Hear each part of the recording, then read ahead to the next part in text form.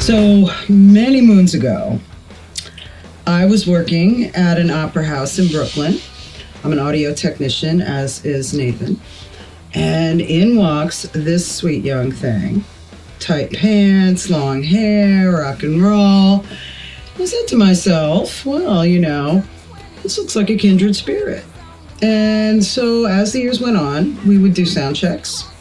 He was on drums. I was singing most of the time. And, you know, I thought to myself, wow, this guy really shouldn't be here. He should be out on tour. Fast forward a few years, and he asks me if I want to jam. And I said, yeah. And the rest is Nathan's story to tell. So, Jeremy and I played in a band a long time ago, when I was a wee lad.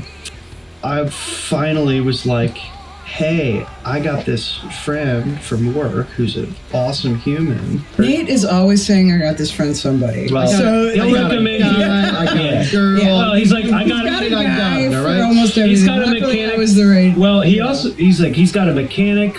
He's got a. Like you it's recommended me a surgeon one time. You need a guy. You're like, if you ever need a surgeon, I'm like, what am I going to need a girl, surgeon for? Dentist. no problem. Yeah, Dentist, you need your wisdom teeth acupuncture, pulled. These guys wisdom won't teeth. even. Pizza? Pizza? DeFara, right? Yeah. Anyway, shout out to DeFara. DeFara, Avenue J. Anyway, so, boy, did we get sidetracked. Yeah, so back to the band. So, we eventually get Erica to come jam with us. And this was the moment where we're like, oh, we have a band. We wrote our first song, Riding on the Dawn, very quickly. Yep. Harmonized vocals came in real quickly. Like, the foundation of the band was laid more or less day one or day two. And I remember pretty early on, we were like, let's stay a three-piece. Yeah. We wrote enough songs to make a record, and that record is called A Funeral for the World. We put it out. Not much happened for a while. We made 300 copies, right? We made 300 copies on vinyl. We made about the same in CDs. And we were like, man, I hope we don't sit on these forever. And then next thing you know, we're starting to get a lot of orders from Europe. And surprise. And then surprise, we start getting some emails from some people in Europe, including festival organizers, record labels, magazines. And that leads us to our label deal with Cruz del Sur and our next record, The Poisoner.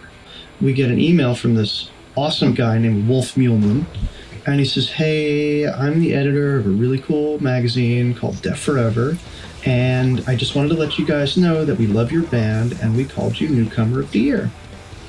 And as Jeremy said, this led to us being invited to play our first big European festival, which was Hell Over Hamburg, and eventually signing with Cruz del Sur Records from Italy. Then the pandemic hit. Yeah, and The Poisoner kind of elevated us beyond what even our first album did, to a point where we have now the good fortune of being able to release our third album, Lights On Metal Blade Records. Coming to you March 3rd, 2022. March 4th. March 4th, 2022. This guy. He'll get it before you, so it's okay.